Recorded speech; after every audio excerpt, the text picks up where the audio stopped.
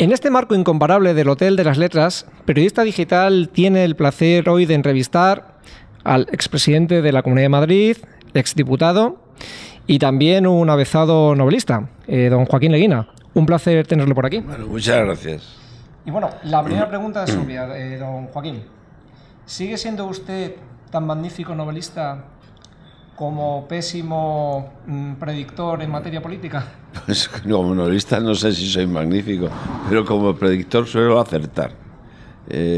Lo cual no suele dar buenos resultados para mi persona, porque si aciertas antes de tiempo, termina muy mal y solo te queda un recurso, un consuelo, que es decir, ya lo decía yo. Y nunca me oirá usted decir esa frase. Ya lo decía yo. Eso lo decía mi abuela. Y no me gusta la frase.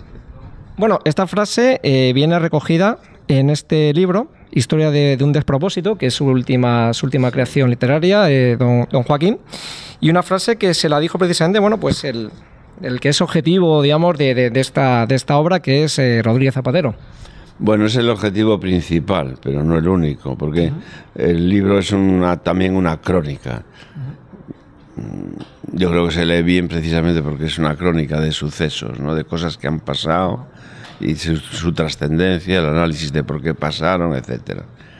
Me parece que es un libro, a lo mejor me equivoco, pero que se lee bien. Sí, porque aquí encontramos, Joaquín, desde la última época, desde los estertores del gobierno de Felipe González, pasando por Aznar, Zapatero y bueno, pues ahora estos dos primeros años de legislatura del señor Mariano Rajoy. Sí, lo que ocurre es que la parte primera de la época de González y de Aznar se pasa rápido y se centra el libro en la época de Zapatero y especialmente en sus políticas y con una especial dedicación a la política territorial, ¿no?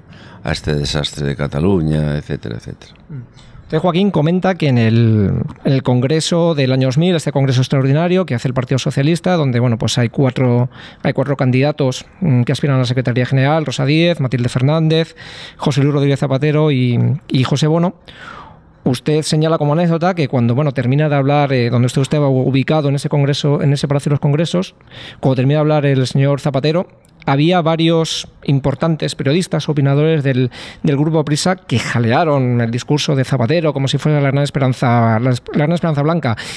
¿Podría contarnos quién era alguno de estos opinadores? A mí no me gusta, alguno está muerto ya, pero me sorprendió muchísimo. Yo no era delegado del Congreso, estaba allí en las filas de atrás, donde estaba el público, y en efecto se levantaron y aplaudieron con un entusiasmo que podrían haber dedicado a otra cosa, vamos, porque contrasta muchísimo esos aplausos con unos editoriales y unos artículos que firmó Cebrián, el que es el gran director de esa casa, cuando ya Zapatero estaba de capa caída, que era de una crueldad a la que yo no he llegado en mi libro. Joaquín, renovadores por la base, ¿socialistas o simplemente gente muy pagadas de sí mismas? No, yo creo que son unos delincuentes políticos que entraron en el Partido Socialista para delinquir. Ahora están fuera y por suerte para el Partido Socialista, después de hacer un daño enorme. Un señor como José Luis Balbás tendría un papel preliminar y estelar en una película, por ejemplo, dedicada a la ley seca, Chicago, años 30. Sí, tiene pinta de eso, pero él ya había hecho sus pinitos en las juventudes de UCD, había hecho barbaridades, y eso es un delincuente político. Señala usted en el libro que Joaquín Leguina, que José Luis Rodríguez Zapatero, su asesora o su jefa de gabinete, Angélica Rubio, decía que su jefe tenía baraca y que incluso hasta le llegaban a liar para que hiciera las quinielas. Es bueno que al final la característica más destacada de un político sea hablar de que tiene baraca y no de que puede tener buena gestión. Mire, yo soy estadístico. Entonces, el que cree en la suerte o es un ingenuo o es un imbécil. Escoja usted. ¿Y qué cara se le quedó a Caldera el día que José Luis Rodríguez Zapatero se saca de la manga aquello del cheque bebé de los 2.500 euros? Yo creo que él no tenía ni idea. Era el ministro de Trabajo, era el que llevó en Trabajo y Seguridad Social y Asuntos Sociales. Es el que llevó esa norma al Parlamento. Yo creo que se enteró por los periódicos como nos enteramos todos. Comenta usted también en el libro que el verdadero Consejo de Gobierno, o el verdadero Consejo de Ministros, esta reunión que se hace todos los viernes, no se producía, digamos, en esa sala habilitada en la Moncloa, sino que era en la cancha de baloncesto.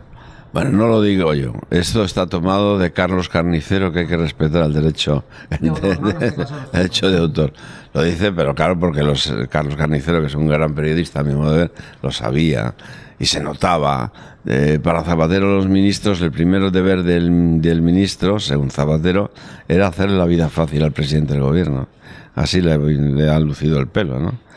Hacer la vida fácil quiere decir hacer la pelota, ¿no? Me parece que un ministro en un país normal y corriente como es España tiene otras obligaciones antes que hacerle la pelota a quien te ha nombrado, ¿no? Obligaciones para consigo mismo y para el país. También parece que a Zapatero le hacía más caso a determinados asesores, determinados amigos, que a sus propios ministros. Por ejemplo, el caso de Miguel Barroso. Sin duda, Miguel Barroso de política no creo que sepa mucho, pero de manipular la opinión pública sabe muchísimo. Es un genio. Entonces, bueno, se aprovecharon de él, porque le vendieron la moto de que era posible crear un grupo mediático a servicio del presidente del gobierno. Y mire cómo ha acabado, ¿no? Crean una televisión nueva que se las regalan a este grupo de personas y acababa como Rosario Aurora. Yo creo que se la vendieron finalmente, si no recuerdo mal, a la Antena 3, es decir, al grupo Planeta, que me parece bien, ¿eh? No tengo nada contra el Grupo Planeta porque este libro está editado en el Grupo Planeta, pero claro, no era eso lo que pretendía hacer el señor Zapatero. Yo me imagino, don Joaquín, que en el grupo Prisa, que siempre había sido, bueno, pues ese grupo ligado con el Partido Socialista, pues estos movimientos mediáticos de Zapatero, de tener un grupo más, o un grupo, digamos, propio fuera de Prisa, no sentaría nada bien, ¿no?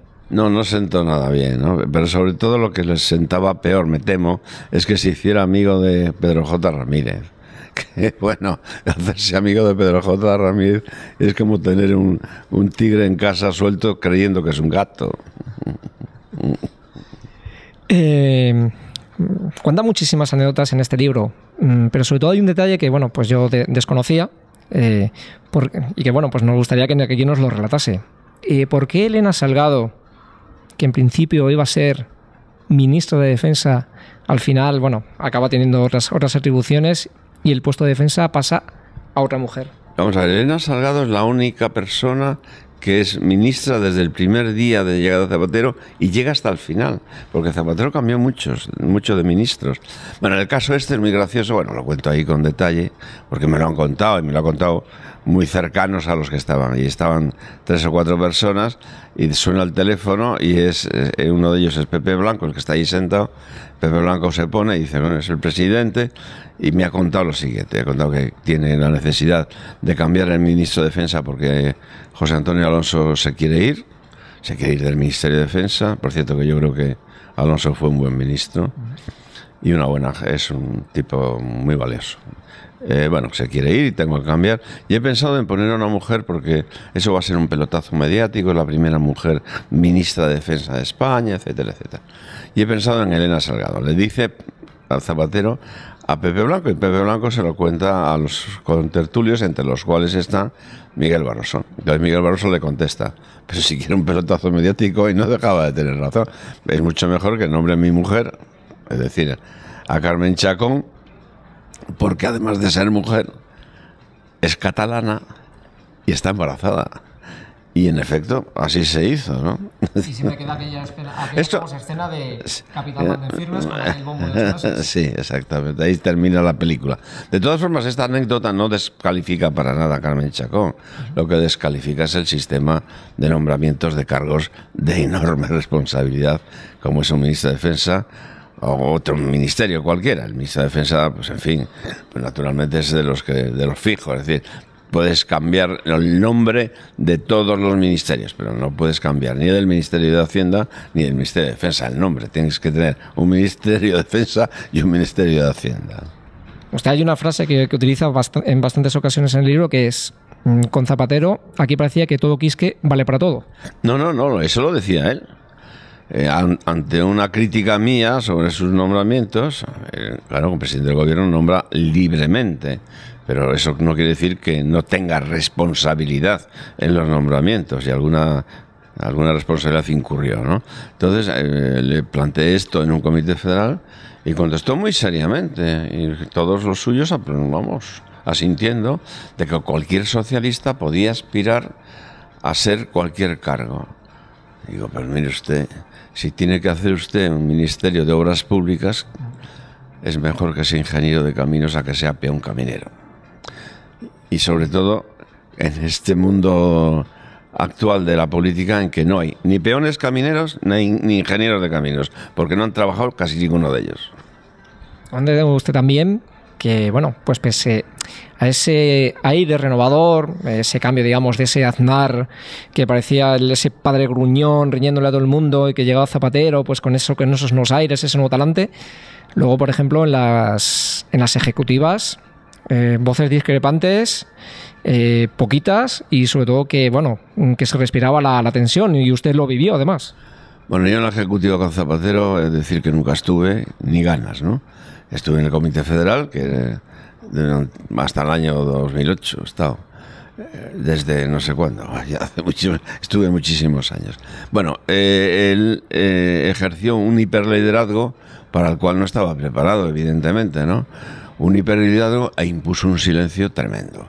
El caso de la política territorial es muy claro, porque hay un acuerdo del partido en una reunión que se hace en Santillana del Mar, donde se marcan las líneas rojas de las cuales no se debe pasar. Se las saltó todas, y no hubo otra reunión de los mismos para cambiar la política. Se las saltó ante sí y por sí, porque le salió de las narices, ¿no? Y nos metió en un lío del que todavía no hemos salido. Joaquín, otra táctica de Zapatero solía ser eso, de en una reunión acordar una cosa y luego él llegaba a otro tipo de eventos, como por ejemplo puede ser un mitin electoral, y prometer a Maragall y ante todo un escenario de miles de personas, decir que él aprobaría el estatuto que saliera de Cataluña. Pero lo dijo, que es realmente una locura decirlo, pero no era presidente del gobierno todavía. Era candidato en ese caso. Sí, era candidato solo. Y dijo eso, y bueno, y luego lo malo no es que lo dijera, es que casi lo cumple. Luego de otros grandes proyectos que él presentaba, la derogación del Plan Hidrológico Nacional por el cambio de desaladoras, también otro auténtico fiasco. Hombre, yo creo que es una locura. Ahora el Partido Popular estos días anunció que va a hacer un Plan Hidrológico Nacional. Vamos a ver si es capaz de hacerlo, porque lo han puesto, como decía el don Juan Tenorio, imposible la habéis dejado para vos y para mí. Es decir, Zapatero siguió con el asunto de la guerra del agua, que habría que haberlos cesado a todos, por no decir fusilarlos al amanecer, porque los lidercillos territoriales son un mal para este país. Entonces, España necesita un plan hidrológico nacional. Lo planteó el PSOE, no lo sacó adelante en tiempos de Felipe González, lo planteó el PP, no lo sacó adelante, y está disperso. O sea, los aragoneses se han quedado con el Ebro.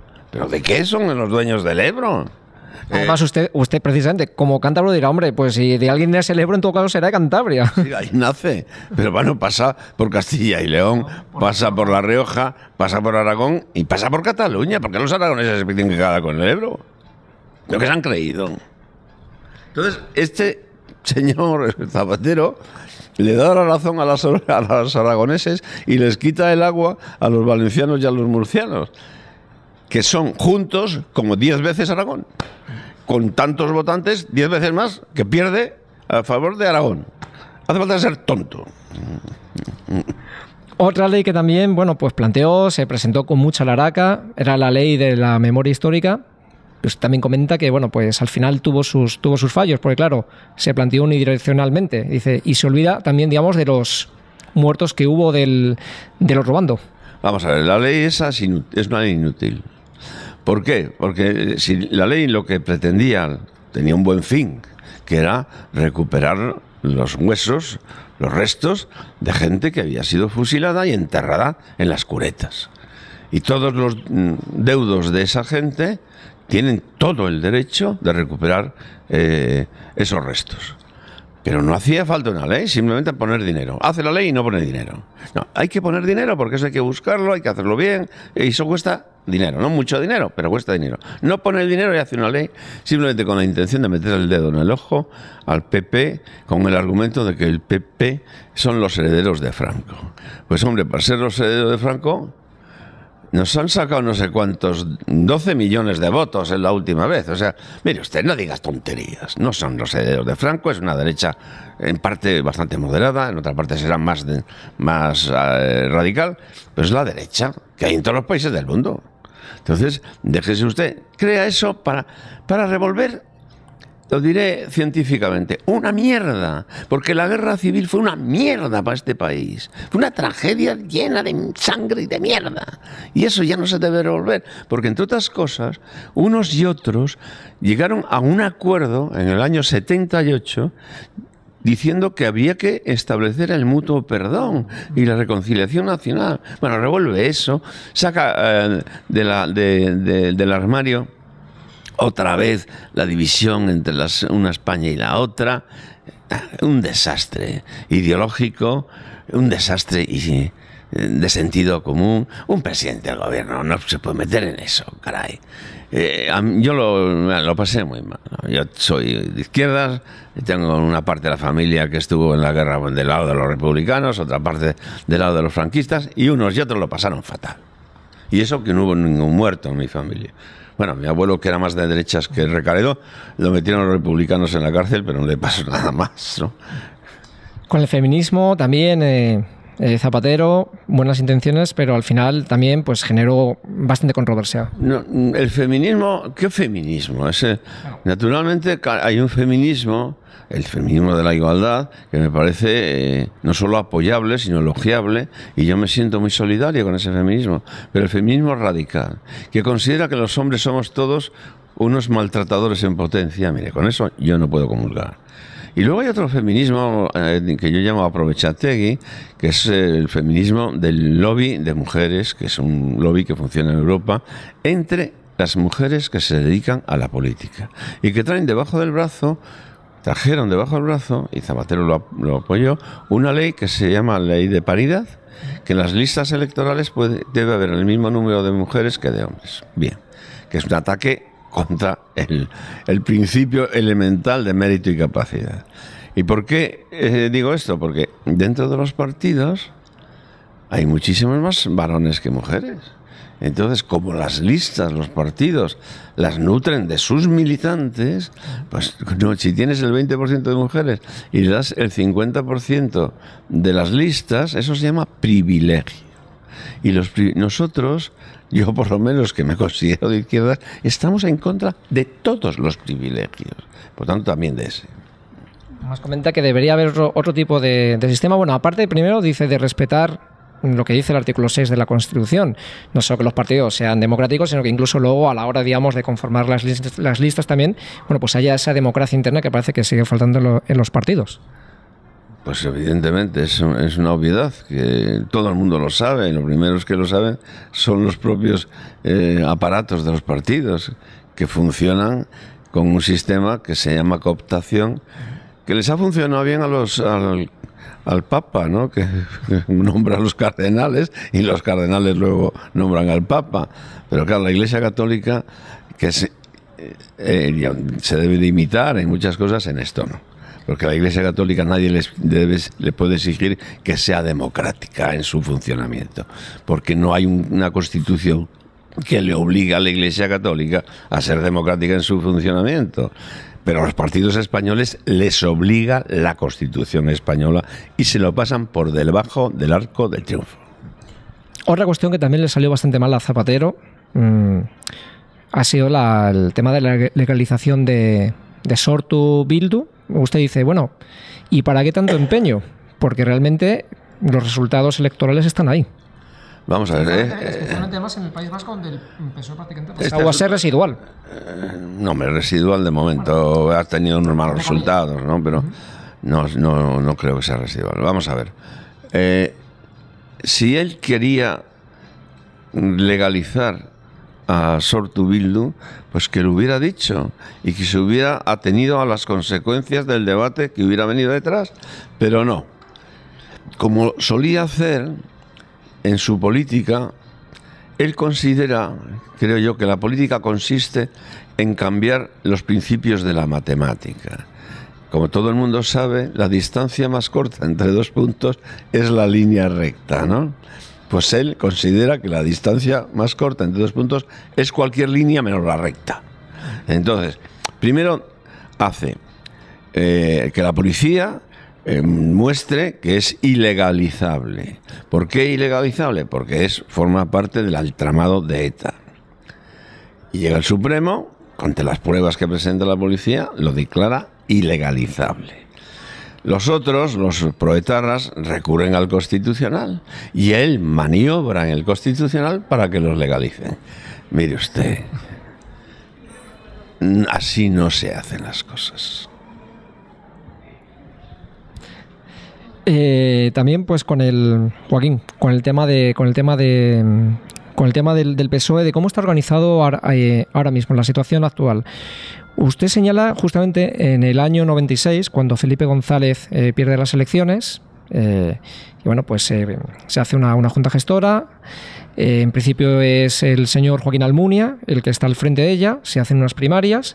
Sorprendentemente, entre comillas, sorprendentemente. Pero no hay gestora, hay un congreso. Bueno, no hay un vacío de poder.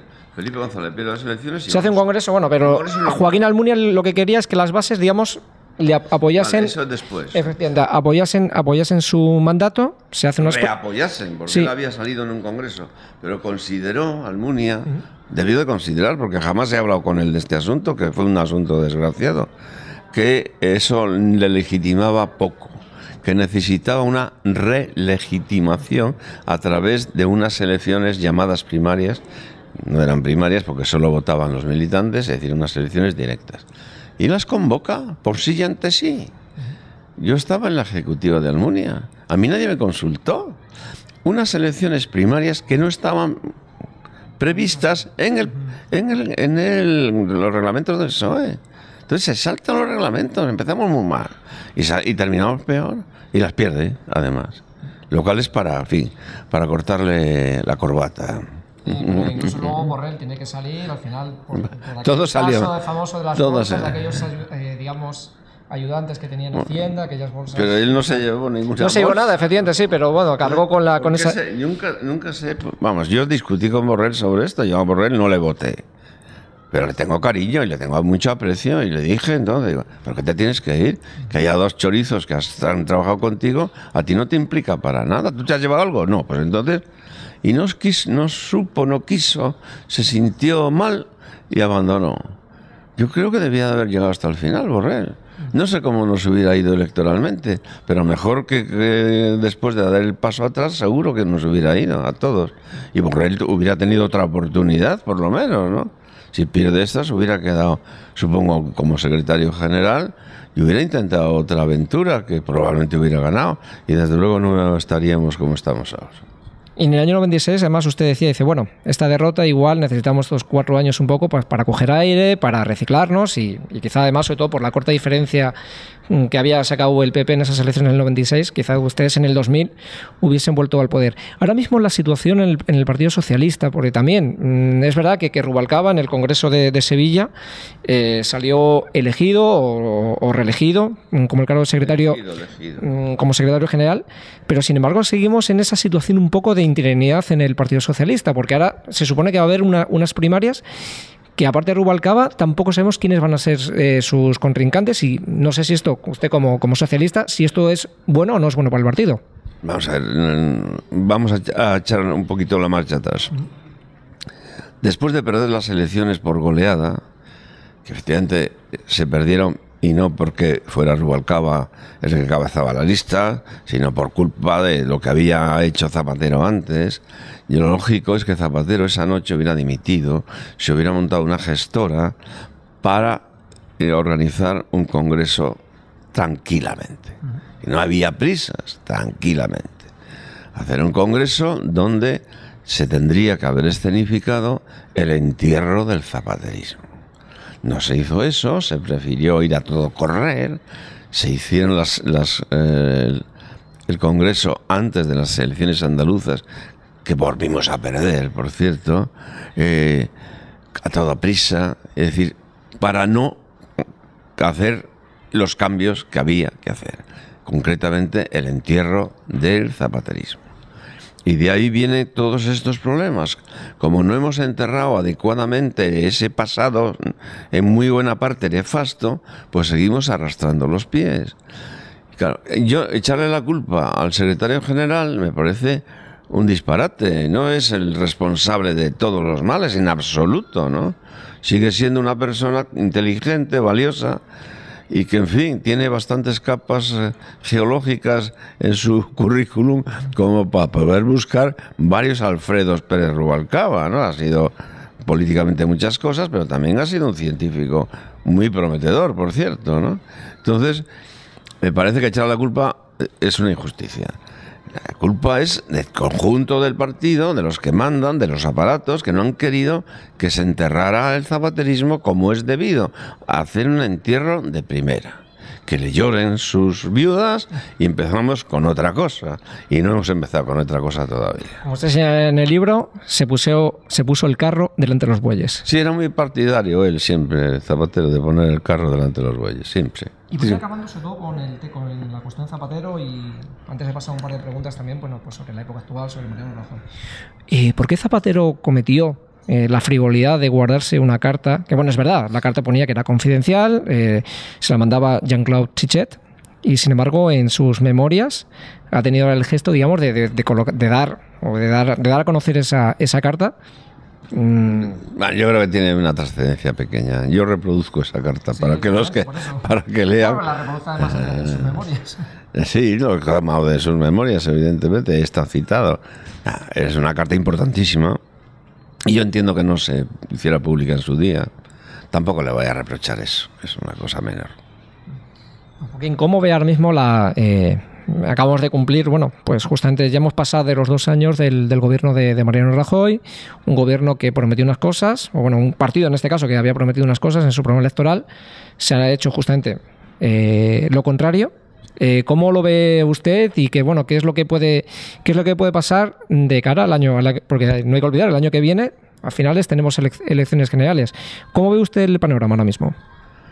Bueno, lo veo a los dos grandes partidos muy tocados. Al primero por el PSOE, por las razones que he dicho, y al PP porque uno, decía Churchill, puede engañar a todos un poco de tiempo. Puede engañar a pocos todo el tiempo, pero no puede engañar a todos todo el tiempo. Entonces, el programa electoral del PP, que yo leí en su momento y está ahí recogido en el libro, hay cosas que no cumplió y hay cosas porque no los podía cumplir, porque la situación económica era muy mala. Ellos sabían perfectamente cuál era la situación económica que heredaban, que no vengan con cuentos. Vale, yo entiendo que hicieron brindis al sol en la parte económica y que eso no lo podían cumplir. Pero hay otras cosas que no tienen nada que ver con la parte económica y que se lo han pasado por debajo del arco de triunfo, engañando a todos. Voy a poner 2 o 3 ejemplos. Uno, se había aprobado en época de Zapatero una ley, a mi modo de ver, muy valiente por parte de Zapatero, que era despolitizar el ente público Radio y Televisión Española. Todo Dios votó a favor de esa ley, propuesta por Zapatero, aprobada por el PSOE, por el PP y por otros partidos. Y nada más llegar al gobierno, Rajoy da marcha atrás de esa ley, la deroga y vuelve a las andadas, cuando había votado a favor. Primer ejemplo de maldad. Segundo ejemplo, ellos en su programa electoral decían que iban a despolitizar el Consejo General del Poder Judicial y el Tribunal Constitucional, que como todo el mundo sabe está lleno de cuoteo, lleno de manejos políticos, y eso es muy malo para la justicia. Todo el mundo lo sabe y lo dice, y ellos lo pusieron en el programa electoral, y seguramente hubo mucha gente que les votó por eso, o también por eso. Llegan y hacen todo lo contrario, siguen con el rollito este de repartirse el bacalao. Y 3, ellos, cuando sacó Zapatero la ley de plazos del aborto, no voy a entrar en calificar aquello, porque tenía una exposición de motivos esa ley como volviendo a la ciencia, para mear y no echar gota, ¿verdad? Pero yo estaba de acuerdo en general. Yo no la voté porque no estaba en el Congreso ya. Bueno, ellos recurren al Constitucional esa ley, con sus argumentos. El recurso no se hace en blanco, se escribe bien. El recurso no se ha sustanciado, es decir, no ha habido una sentencia sobre ese recurso. Y antes de saber la sentencia, se lanzan al ruedo y hacen proponen una ley del aborto que nos retrotrae a casi antes de la democracia. Mire usted, un poco de seriedad. Y eso ha sido Rajoy. No ha sido el ministro de Justicia, que se va a llevar todos los palos. Ha sido Rajoy. ¿Pero por qué? Dígame usted, ¿por qué hace usted eso? He puesto 3 ejemplos bastante buenos, ¿no? Una de las medidas del gobierno es sobre todo el recortes, sobre todo, pues, es decir, controlar el gasto público. Incluso le manda usted un recado aquí a un economista, a estos jóvenes liberales, como es el señor Juan Ramón Rayo, que propone que prácticamente hay que reducir el gasto público casi hasta acabar en un estado casi anoréxico. Bueno, he puesto ese ejemplo porque es un joven, muy joven, es un muy joven catedrático, yo creo que es catedrático, es un ideólogo. Yo creía que la economía se quería parecer a una ciencia, no a una ideología. Le tomo, digamos, como ejemplo de aquellos que quieren convertir la necesidad de rebajar el gasto público, que es una necesidad, en la virtud de acabar con el Estado. No. Por ahí no pasamos algunos que somos la mayoría de los españoles, por ahí no pasamos. Y esa es la batalla ideológica y política, la de destruir o no destruir el estado de bienestar. Que yo, desde luego, creo que la inmensa mayoría de los españoles no está por destruir eso. Así que se atengan a las consecuencias si lo quieren destruir, es decir, a las consecuencias electorales. Hablando de destrucción, don Joaquín, ¿qué pasará con Cataluña, derecho a decidir? ¿Llegaremos a la fecha del 9 de noviembre sin que el gobierno haya hecho algo para evitar que, digamos, que se haga esa consulta? No, el gobierno lo que tiene que hacer es cumplir con la ley. Y de momento en ese terreno lo está cumpliendo, ¿no? Y los nacionalistas tienen que cumplir con la ley, porque el no cumple con la ley suele ir a la cárcel. Entonces, mire usted, la Constitución y las leyes no las cambian ustedes solos. O lo cambiamos entre todo o no lo cambiamos. Y hay muchos españoles, hombre, yo creo que la Constitución necesita enmiendas, eso sin duda, pasan muchos años, efectivamente, pero no, ellos quieren cargarse el palo del pajar de la Constitución, que son el título preliminar y el título primero, que es donde se define quién es español, qué es España, etcétera, etcétera. No, mire usted, por ahí no debemos de pasar. Por último, don Joaquín, voy a aprovechar, aunque usted dice que no es un experto en prospección electoral, pero usted ya ha ganado alguna que otra porra, incluso 150 euros en aquellas elecciones donde Trinidad Jiménez dijo que iba a sembrar de semáforos la M30 y usted dijo, Gallardón va a ganar en el ayuntamiento y Esperanza lo va a tener muy difícil. De hecho, además hubo que ir a una repetición de elecciones, bueno, por aquel tema del tamallazo. Pero ahora mismo, como, digamos, viendo la política, como diría Esperanza Aguirre, desde una segunda línea, ¿cómo ve usted, por un lado, las elecciones aquí en Madrid, tanto en el Ayuntamiento como en la Comunidad de Madrid, para el Partido Popular y el Partido Socialista, y luego para la cita más cercana, que es dentro de 3 meses, las elecciones europeas? ¿Cómo ve también esa cita para los dos grandes partidos? Bueno, yo me oriento a través de las encuestas, como todo el mundo, da la sensación, y parece bastante lógico, que los dos grandes partidos van a sufrir una erosión importante en las europeas. Yo creo que esa erosión va a ser menor en las autonómicas y municipales y en las generales del año 15, ¿no? Va a ser menor. Yo no soy un forofo del bipartidismo y sobre todo, bueno, que haya dos partidos como en Inglaterra no quiere decir, los partidos básicos, no quiere decir que sean siempre los mismos partidos, pueden cambiar de nombre y de contenido. Pero yo creo que el bipartidismo es un bien, porque da estabilidad. Entre Italia y la Gran Bretaña, yo creo que cualquier persona sensata escoge la Gran Bretaña como sistema político, ¿no? Bueno, por eso en primer lugar. Entonces, en las autonómicas aquí yo creo que el PP está muy desgastado. ¿Por qué? Porque lleva muchos años y tienen unos equipos de muy baja calidad. Cosa que no podríamos decir de los equipos que tenía Gallardón al principio o de los equipos que tenía Álvarez del Manzano cuando ganó las elecciones municipales.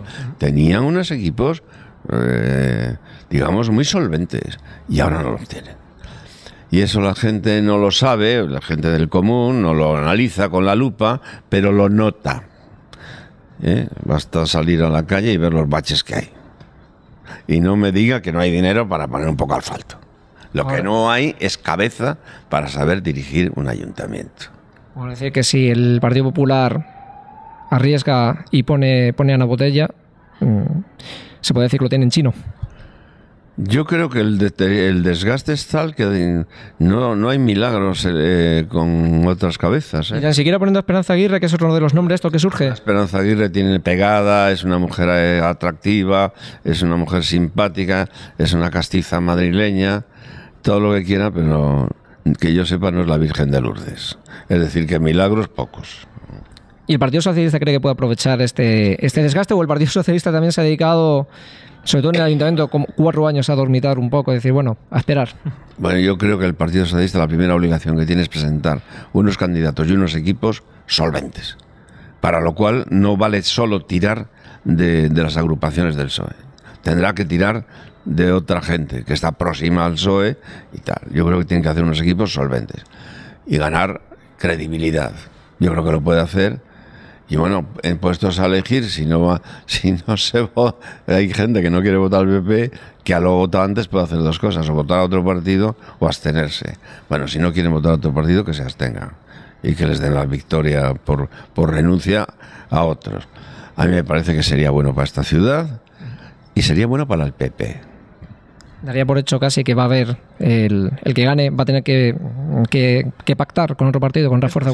Es posible, pero el pacto en política no es un delito, y menos en un sistema electoral proporcional. Como en el 91 gobernó, del 91 al 95 gobernó Madrid con Izquierda Unida. No, desgraciadamente no, porque no quisieron entrar en el gobierno, pero con el apoyo. Sí, sin duda. Pero yo les ofrecí que entraran en el gobierno. Es mucho mejor tener digamos, el socio mejor dentro que esté fuera. ¿Por qué? Para que vea las dificultades que se tienen a la hora de gobernar. Eso yo creo que es importante. No quisieron, los de Izquierda Unida de Madrid sí querían, pero Julio Anguita, que también es la Virgen de Lourdes, ¿no? Pura pureza. Pues don Joaquín, ha sido un placer tenerle aquí en este marco incomparable del Hotel de las Letras, pues haciendo un repaso de no solo el zapaterismo, sino también de política pasada y política actual. Bueno, muchísimas gracias. Muchísimas gracias a usted. Muchísimas gracias a ustedes.